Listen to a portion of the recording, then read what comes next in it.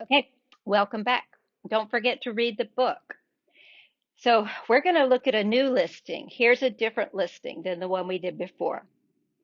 And we're not going to use ones and twos.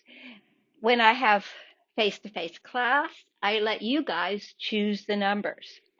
So we're going to create a new number. Let's first circle the digits on the diagonal. Go down your diagonal and circle this. I hope you can print out the handout and do this with me. In the sixth row, I want to circle the sixth digit. Seventh row, the seventh digit. Eighth digit in the eighth row. 1, 2, 3, 4, 5, 6, 7, 8. Ninth digit in the ninth row. 1, 2, 3, 4, 5, 6, 7, 8, 9, 10. Digit in the 10th row. And we would keep going. Of course, we would be circling the 11th digit and then the 12th and so on. So I'm going to say we're going to do the same process using fours, and sevens. So we're going to go down the diagonal. If the digit is a 4, we will use a 7. If the digit is not a 4,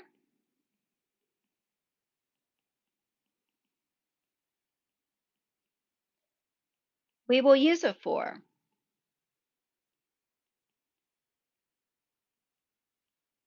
Okay? So let's write that up here too. If it's a 4, use a 7. If not, use a 4. Okay. Is this a 4, the first digit? No, it is not. What do we use then? I think I wrote too big. I'm not going to be able to fit. Let's do it right here. My first digit is a 4 because this is not a 4, and my rule says if it's not a 4, use a 4. This is also not a 4, so I'm going to use a 4. This is not a 4, I'm going to use a 4.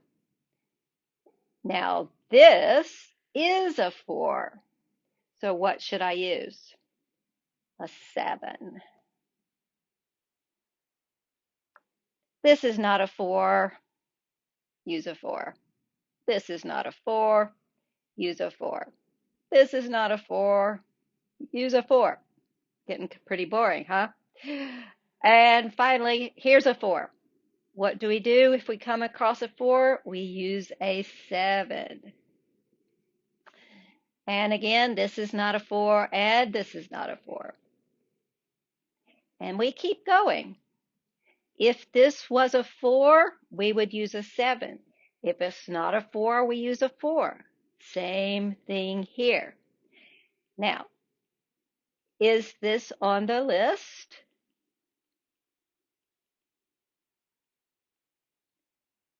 And when you say, is it on the list, it's like the same thing as asking, does it correspond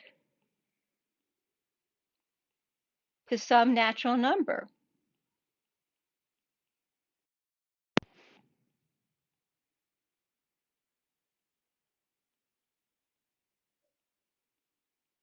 Does it? Well, the same argument applies. We can easily see it's none of these first 10 numbers, but it could it be the 120th one on the list? No. Why not? Because that 120th digit would be different. So this is the idea. No, this is not on the list.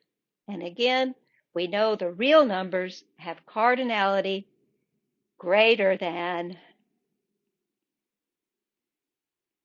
the natural numbers. Now, remember, we called the cardinality of the natural numbers Aleph null. What do you think we're going to call the cardinality of the real numbers? Aleph 1. This is to me like the next level of infinity. We found an infinity that's bigger.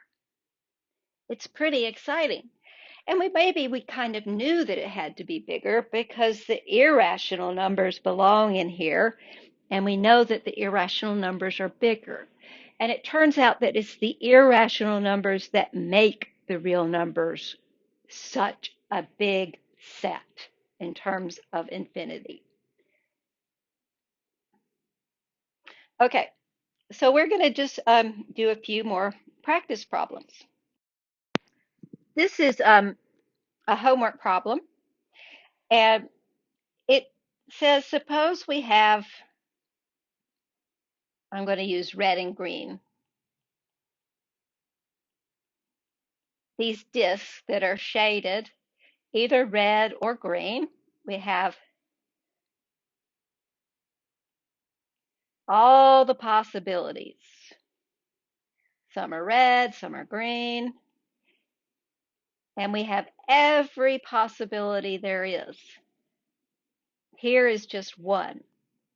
This one goes green, red, red, green, green, red, green, red, red, green, green. So this is one color pattern. Now, here it's not color, but this is an infinite listing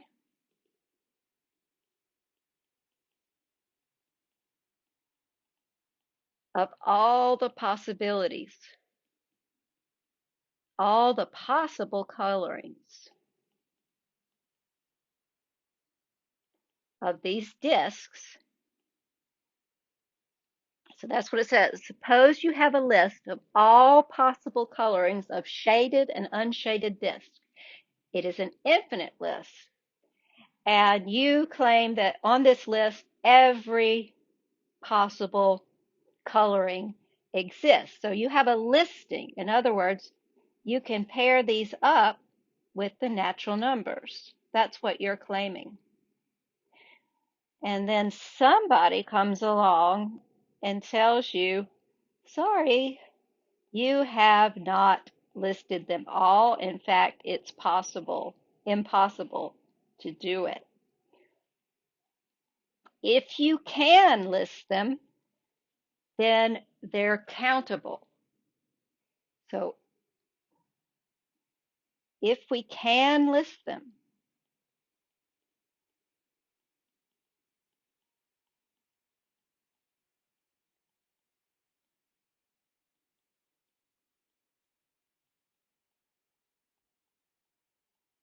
countable. Now, where is this word uncountable coming from? Let's back up for a minute. Aleph 1, anything with cardinality Aleph 1 or the same as the real numbers is uncountable. Some people like to think of it as unlistable. We can't list them. So the real numbers are uncountable. It's a very interesting expression. But what this means is that you cannot create a one-to-one correspondence between the real numbers and the natural numbers. So if you can come up with a coloring that you can prove does not appear on the list, then we will be showing that there is no such list. So if we cannot list them, if no list exists,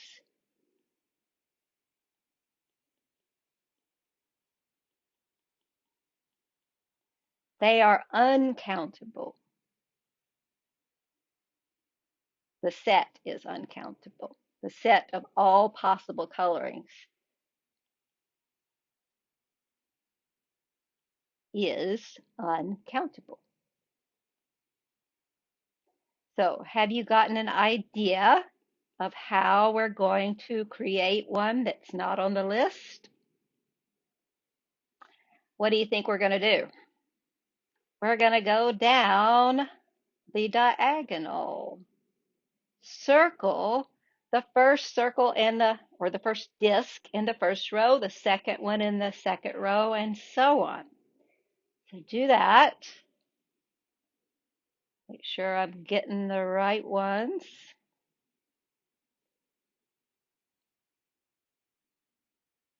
And now we would do this forever. I'm going to create one that's not on the list. How am I going to do that? Well, if it's shaded, I'm not going to shade it. There's my first one, because this is shaded. If it's not shaded, I will shade it. There's my second one. Okay? The third one is shaded, so I will not shade it. That's here. The fourth one is shaded, so I will not shade it. The fifth one again is shaded. I will not shade it. The sixth one is not shaded. What should we do? We will shade it. The seventh one is not shaded, so I will shade it. The eighth one is not shaded, so we shade it. That's here. Ninth is not shaded, so we shade it. The 10th is shaded, however, so we do not shade it, and we would continue this process. Now, is this version of the shaded disc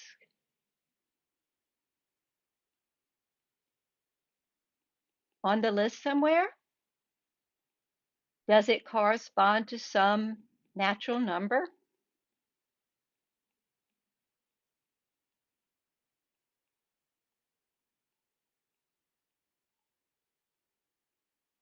What do you think? It's easy to see that it's not any of the first 10. Could it be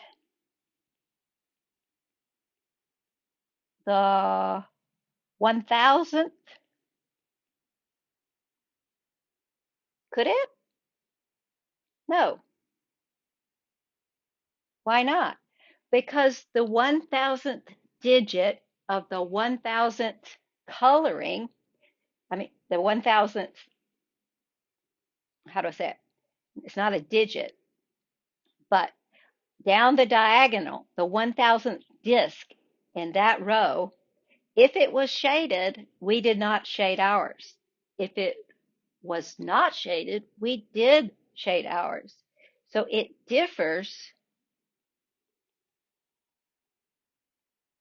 in the 1000th place, I'll just call it, instead of a digit. We go down the diagonal. So this is just two things, colored or shaded or not shaded. And turns out that this is an uncountable set.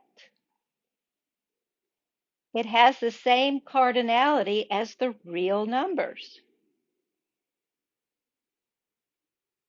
Aleph null.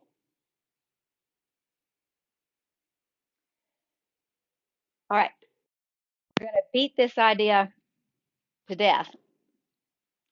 Here, we're talking about an infinite list of all the possible sequences of heads and tails when you toss a coin infinitely many times.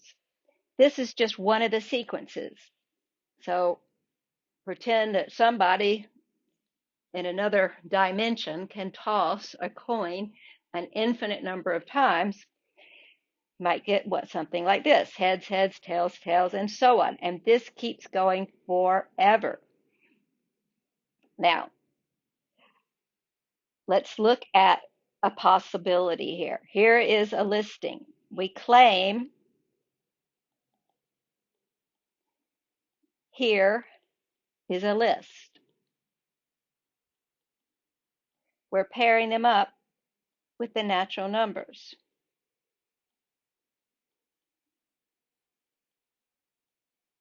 So we claim that we have a list of all these. Whoops, sorry, just got away from me. It's because of these little arrows on my screen. This goes on forever in that direction and forever in this direction. So you claim that there's a list. In other words, we claim there's a one-to-one correspondence between the natural numbers and the heads and tails. But you are clever and you come along and say, wait a minute, I'm going to create one that we know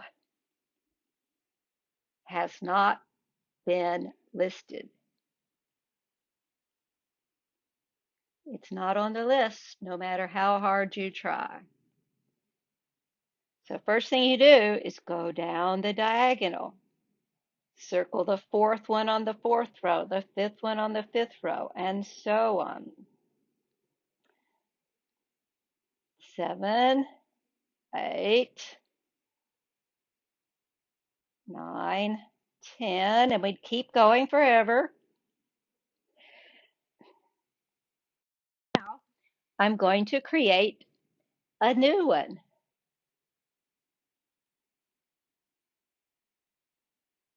So I think you get what the idea of what I'm going to do. If it's heads, what am I going to write? Tails. If it's tails, what am I going to write? Heads. So I'm just going down the diagonal and using this rule. So if it's tails, I'll write heads. If it's heads, I write tails. This one is tails, so I'm going to use heads. This one is tails, going to use heads. Tails, heads, tails, heads. And we do this forever.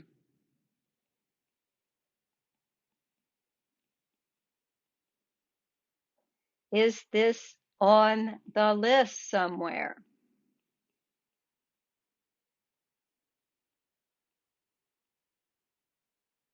No, because no matter what number you try to tell me it might correspond to, I can tell you how it's different, not number, but yeah, what natural number it might correspond to.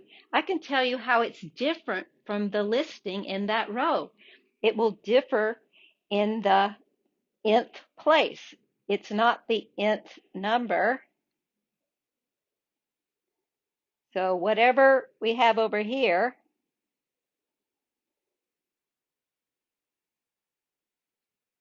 it's not the nth number because it's different in the nth place. So this one, if the nth place was a heads, we changed it to a tails, and vice versa. So this is also uncountable. Instead of all listings of heads and tails, this is an uncountable set. It has the same cardinality as the real numbers, which we just learned we will call Aleph 1. And this might be when you say, I see it, but I don't believe it. And I don't blame you if that's how you feel. Okay, so this is a good place to take a little break. See if you can read the book and understand this diagonal argument. Really think about it. And then we will work these problems when you come back.